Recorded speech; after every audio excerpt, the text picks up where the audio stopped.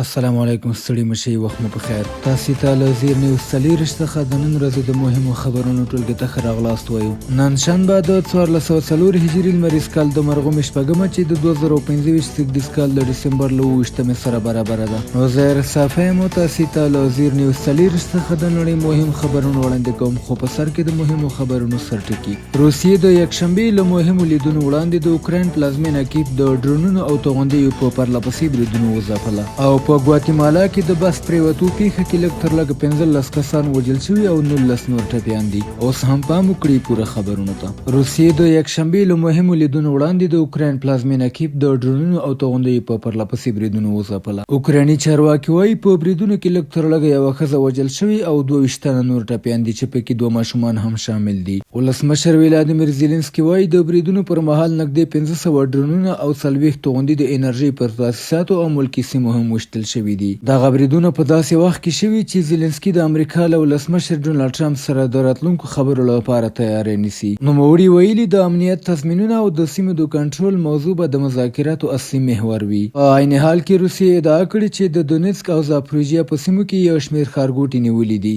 زیلنسکي وایي تازه بریدونه ښیي چې مسکو د جګړې پای ته رسولو اراده نه لري او هڅه کوي د اوکراین پر خلکو فشار زیات کړي.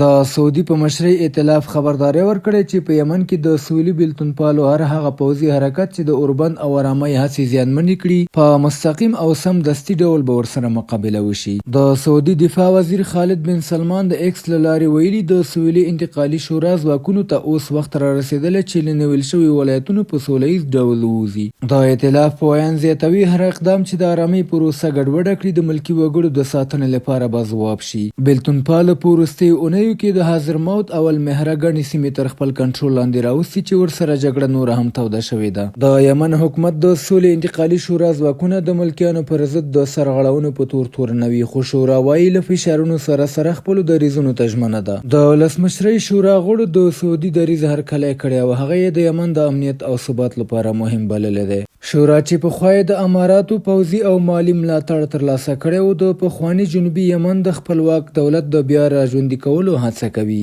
په همدې مهال متحده ایالاتو د زغم غوښتنه کړې او ویلي دي چې شخړه باید د خبرو له لارې حل شي ترڅو ملکي وګړي له نوو تاوتریخوالي خوندي پاتې شي.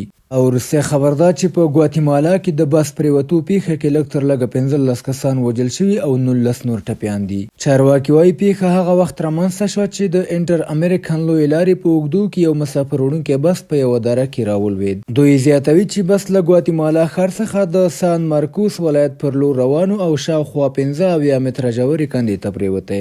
د چارواکو په وینا وژل شویو کې 11 نارینه، 3 ښځې او یو ماشوم شامل دي. سږکال له دې وړاندې هم په ګواتیمالا کې د بلې سترې ترافیکي پیښې پر مهال تر 50 ډېر کسان وژل شوي وو.